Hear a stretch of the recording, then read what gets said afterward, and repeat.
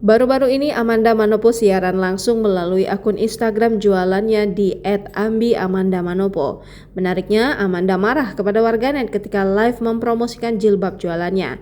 Kemarahan Manda tercetus dipicu oleh ulah warganet yang menanyakan jilbab pelakor di live-nya. Manda merasa tidak suka karena live jualan jilbab dia dikotori dengan pertanyaan sampah seperti itu.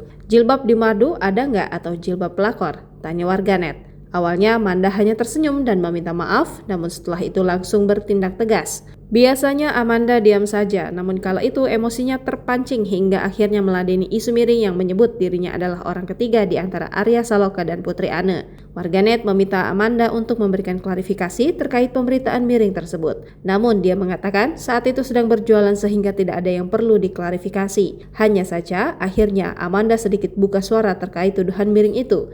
Amanda sangat marah ketika disebut sebagai pelakor oleh warganet. Manda bertanya siapa yang menyebutnya pelakor agar langsung mengatakan di hadapannya.